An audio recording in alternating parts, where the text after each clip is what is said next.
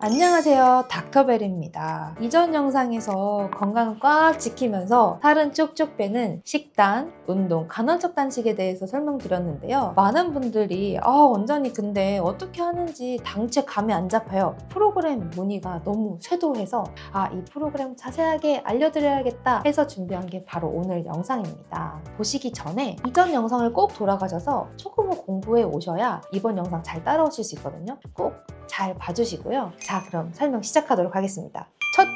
첫 주차는요 가장 힘든 차수일 수 있어요. 그 이유가 우리 몸에 당독소가 이미 딱 쌓여 있겠죠. 그러면 바로 인슐린 저항성이 생깁니다. 그렇기 때문에 인슐린 저항성을 끌어내려주는 주기도 하고요, 지방을 잘 태워주는 케토시스 구간에 진입하는 주간입니다. 그럼 이걸 어떻게 해야 되냐? 바로 앞서서 설명드렸던 이 순탄수를 하루 30에서 50g 이하로 낮춰야 됩니다. 거기에다가 부스팅 효과를 주기 위해서 간헐적 단식을 14시간 금식, 10시간 식사로 구성했는데요. 이 10시간 동안 먹는 게 중요하겠죠. 바쁘신 직장인분들도 쉽게 따라하실 수 있도록 3끼로 나누어서 단백질 쉐이크로 간편하게 드실 수 있도록 구성했습니다. 그렇다면 좋은 단백질 쉐이크를 고르는 기준을 알아야겠죠? 이번 프로그램에 맞는 좋은 단백질 쉐이크를 고르는 방법을 알려드릴게요. 첫 번째로는 당질의 양이 적어야 합니다. 당질의 양은 탄수화물 빼기 식이섬유 양이 한 쉐이크 한 팩당 15g 이하로 들어있는 것을 골라주세요. 그래야 우리가 3번을 먹었을 때 50이 안 넘거든요. 그리고 두 번째, 근손실을 막기 위한 단백질이 충분히 들어있어야 되는데 그게 15g에서 25g까지 들어있는 단백질 쉐이크를 골라주시면 좋습니다. 거기에다가 물을 타드시거나 할 때는 맹물이 좋고요. 맹물을 너무 맹맹하다 하시는 분들은 무가당 두유를 넣어주세요. 그런데 이런 단백질 다이어트에 몇 가지 문제가 생길 수 있는데요. 하나는 저염에 빠지기 쉽습니다. 두 번째는 바로 먹어도 배가 고픈 느낌일 수 있어요. 그리고 필수 지방이 부족할 수 있습니다. 세 번째로는 바로 화장실 못 가는 분들이 있어요. 이 세 가지를 모두 극복할 수 있는 또 꿀팁 나갑니다. 이 단백질 쉐이크 파우치가 하나 있잖아요. 여기에다가 소금 3분의 1 티스푼을 넣습니다. 그리고 좋은 기름, 올리브유, 아보카도유, 코코넛유 하나를 선택해서 한 티스푼 정도를 넣어줍니다. 마지막으로 우리가 식이섬유인데요. 직구를 통해서 사과 식이섬유를 구했거든요. 그것도 좋았고요. 아니면은 야채 파우더들 많아요. 그런 것들에 좋은 식이섬유를 한 티스푼 추가해서 넣어서 열심히 흔들어 먹으면 포만감 유지에도 좋고, 그리고 저염에 빠지지 않아서 일반식이나 이런 것들로 돌아왔을 때 막 붓거나 하는 것들이 없었습니다. 금식 시간은 본인의 패턴에 맞춰서 구성을 해주시면 됩니다.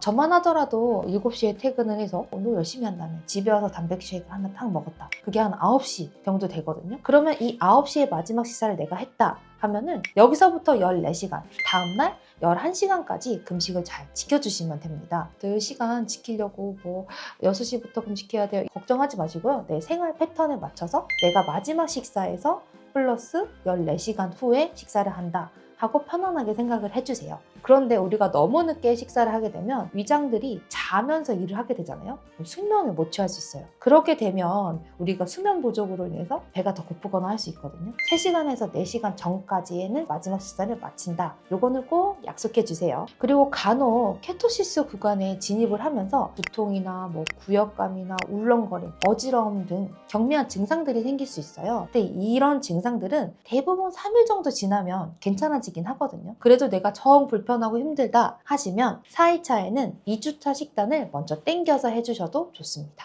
2주차 설명드릴게요. 2주차는 일반식 한 끼가 포함되는 주인데요. 30에서 50g으로 제한되었던 당질이 50에서 100g으로 늘어납니다. 이때 우리 간헐적 단식 같이 했었잖아요. 14시간 간헐적 단식이 2시간이 늘어서 16시간 간헐적 단식으로 바뀝니다. 즉 8시간 동안 한 끼의 일반식과 쉐이크식 2번을 해주시면 됩니다. 일반식은 단백질 계산법을 통해서 나에게 맞는 야단만 밥반 구성으로 드셔주시면 되는데요. 야채와 단백질은 많이, 밥은 반 그릇만 드시면 됩니다. 근데 많은 분들이 일반식은 언제 먹어야 되나요? 얘기를 많이 하셨습니다. 근데 우리가 직장인이면 회식이 있을 수도 있고 점심 약속이 있을 수도 있잖아요. 그럴 때 일반식 드시고 나머지 2끼를 이렇게 적절히 분배해서 3끼를 잘 나눠 드시면 됩니다. 대망의 3주차. 2주차와 마찬가지로 당질 제한은요. 하루 50에서 100g 이하로 맞춰주시면 되고요. 금식 시간은 18시간을 시행해 주시고 6시간 동안 새끼를 맛있게 드셔주시면 좋은데요. 이전과 다르게 2끼가 일반식, 1끼가 단백질 쉐이크식입니다. 3주간 식단 잘 기억하셨죠? 이 식단과 꼭 같이 해야 될 5가지 좋은 습관이 있거든요. 꼭 같이 해주셔야 살이 쭉쭉 빠집니다. 첫 번째, 바로 공복 시간과 식사 시간을 지켜라 입니다. 공복 듣기만 해도 원장님 저는 못해요 하시는 분들 정말 많았거든요. 하지만 3주가 딱 지난 다음에 하시는 말씀, 잘 챙겨 먹는 게 힘들지 공복 힘들지 않더라, 이런 말씀 정말 많이 하십니다. 그래서 적응기를 두기 위해서 1주차에는 14시간, 그 다음 16시간, 18시간으로 2시간씩 늘려드렸거든요. 요거 잘 연습하시면 챌린지 끝나신 다음에도 충분히 유지하실 수 있어요. 두 번째, 유산소 운동과 무산소 운동을 병행하기입니다. 유산소 운동은 주 5회 40분 이상 땀이 나고 숨이 약간 찰 정도의 강도로 해주시는 게 좋고요. 정시간이 없으신 분들은 30분 정도 고강도 인터벌 운동을 해주실 것을 추천합니다. 그리고 근력 운동은 주 2회에서 3회 정도 시행해 주시는 게 좋은데요. 우리가 유산소만 하고 간헐적 단식으로 오랫동안 공복을 가지고 하면은 근손실이 날 수 있어요. 이 근손실을 막는 게 바로 근력 운동입니다. 이 근육은 지방을 잘 태워주는 공장이거든요. 이 공장 등을 많이 개설해놔야 우리 기초대사량이 높아지면서 살이 잘 안 찌는 체질로 바뀌겠죠. 그렇기 때문에 근력 운동도 꼭 챙겨서 해주세요. 세 번째, 물을 2리터 이상 마시기입니다. 물을 딱 마시면 우리 몸의 장기가 잘 움직이면서 신진대사가 활발해지죠. 그거 자체로도 에너지가 타요. 거기에다가 우리 몸은 탈수를 배고픔이라고 느낍니다. 그래서 목이 마른 건데도 뭐가 먹고 싶어 해서 막 집어먹게 되면 살이 찌겠죠. 우리가 물을 충분히 마셔주면 이런 거짓 배고픔이 없어집니다. 맹물 먹기가 힘들다 하신다면 카페인이 없는 허브티나 우엉차, 목수 수염차 그런 것들을 같이 우려서 먹었더니 훨씬 먹기가 편하더라고요.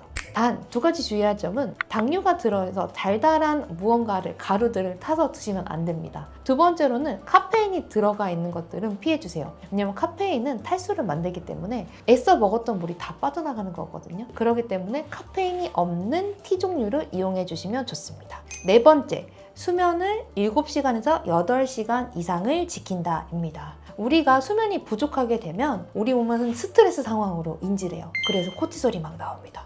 코티솔이라는 호르몬은 배를 고프게 해요. 뭔가를 막 군것질을 하고 있는 나를 발견하게 되는 게 내가 잘못해서가 아니고 바로 잠을 잘 못 잤기 때문입니다. 그리고 우리가 수면 중에는 10시 정도에서 새벽 2시까지 성장 호르몬이라는 게 나오는데요. 성장 호르몬이 어른들에게는 우리 세포를 활성화시키고 그리고 피부 재생을 하게 하고 근육을 만드는 등 여러 가지 역할을 하게 되는데요. 이런 성장 호르몬이 부족하게 되면 살이 찌게 돼요. 그렇기 때문에 10시부터 새벽 2시가 포함되는 시간에 이 시간 꼭 지켜서 주무셔 주시면 좋겠죠. 마지막으로 유종 5코 CCC 기억하시나요? 요거는 제가 먹는 복용 방법과 그람수를 따로 이렇게 정리해놨거든요. 자, 캡처할 준비하세요. 하나, 둘, 셋.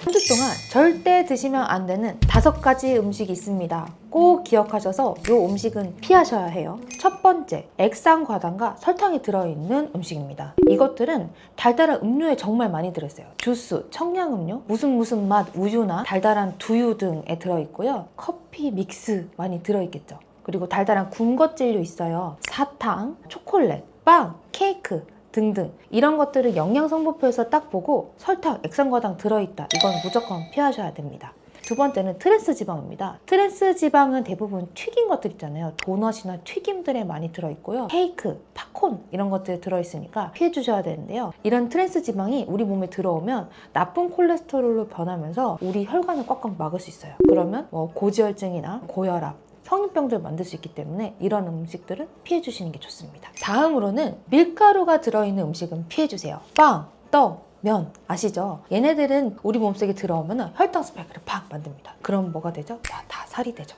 그렇기 때문에 요 밀가루가 들어있는 음식은 3주 동안 꼭 피해주세요. 다음으로는 말린 과일이나 달달한 과일들은 피해주세요. 달달한 과일이나 말린 과일은 그냥 설탕을 집어먹는 거랑 똑같아요. 빨, 주, 노, 초, 토마토, 베리류, 자몽이랑 레몬, 키위, 라임, 그리고 아보카도까지 요 7개를 딱 기억하시고 이외의 과일들은 피해주세요. 마지막으로 술은 피해주세요. 술은 그 자체로 독성이잖아요. 그래서 우리 몸에 들어오게 되면 얘네들 바로 분해해야 돼 하면서 가장 먼저 분해하게 됩니다. 그렇기 때문에 같이 먹었던 탄수화물, 지방 이런 것들은 그냥 다 살로 갑니다. 그리고 다음날까지 술 분해가 안 되잖아요. 걔네들을 분해하기 위해서 탄수화물이 필요하거든요. 뜨끈한 라면 먹고 싶어 이런 것들이 술이 부르는 신호예요. 그렇기 때문에 술은 꼭 3주간 피해 주시길 바랍니다.